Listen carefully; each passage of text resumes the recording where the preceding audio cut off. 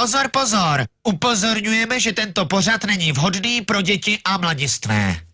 Takže děti, vyčůrat, pomodlit a spát.